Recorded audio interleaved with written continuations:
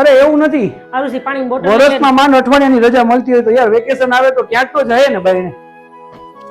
ઘરમાં ને ઘરમાં કંટાળી આખું વરો એટલે.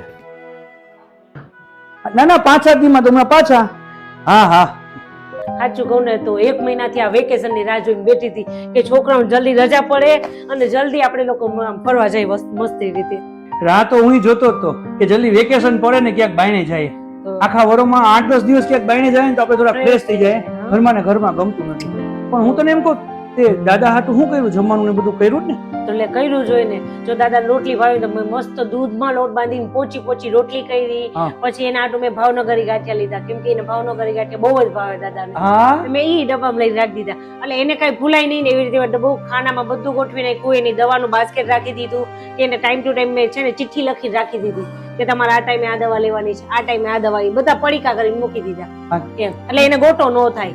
માસીને કીધું પછી કાલથી શું કરશે જમવાનું? માસીને કાલ તમે માસીને કહી દીધું કે દાદાને ભાવેની બધી વસ્તુનું લિસ્ટ કરી દીધું કે આ વાળે તમે આ મોકલજો, રાતના આ મોકલજો, બીજે દિવસે પાછું બપોરના આ મોકલજો. એ બધું મારે એને કહેવાય ગયું છે.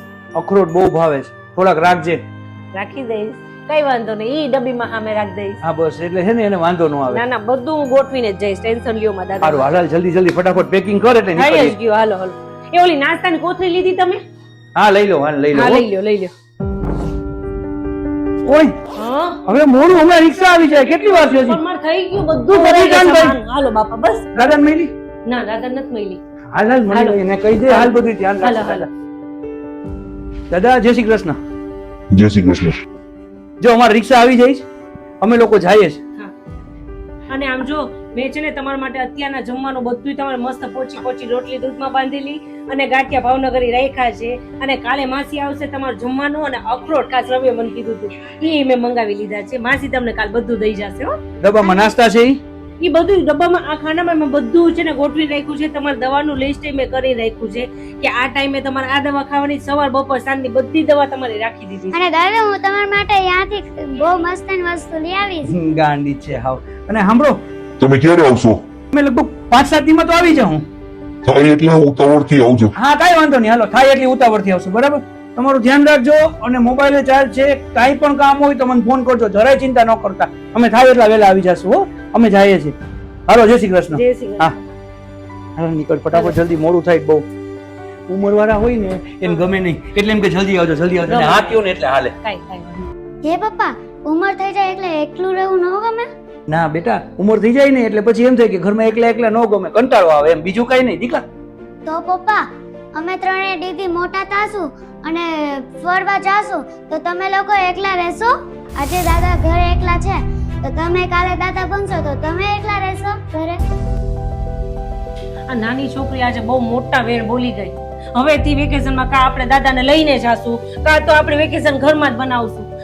આ જીવ અહીંયા હેરાન થાય અને આપણે અહીંયા બાઈને સેલ્ફી પડાવી, ઈ કેવું લાગે? આપણે ન જાવ આવી રીતે. દાદા અમે નથી જતા અત્યારે ક્યાંય બેન.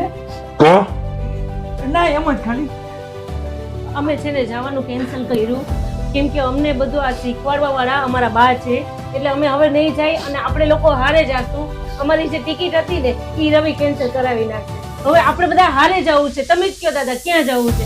તમે કહેશો ને આપણે અહીંયા જાશું. મારે દ્વારકા જવું છે. દ્વારકા? હા રવિ, હવે આપણે બધા હારે દ્વારકા જાશું. રવિ હું ગાડી બુક કરાવી લઉં. ટિકિટ આપણે નથી લેવી, આપણે બધા ગાડીમાં જાય. તમે તૈયાર થઈ જાવ, આપણે બધા દાદા હારે જાવ ફરવા. અને જો હવેથી બધા વેકેશનમાં જવાનું થાય ને તો હારે થાય, બાકી કોઈ વેકેશન કરવા ઘરમાંથી ક્યાંય નહીં જાય. એટલું કોઈ નહીં, બધા આપણે હારે જ જવાનું. દાદાને હારે જ રાખશો આપણે. બરોબર? હાલો દાદાની સુટકેસ પેક કર. હાલો દાદા તમે ઊભા થાઓ.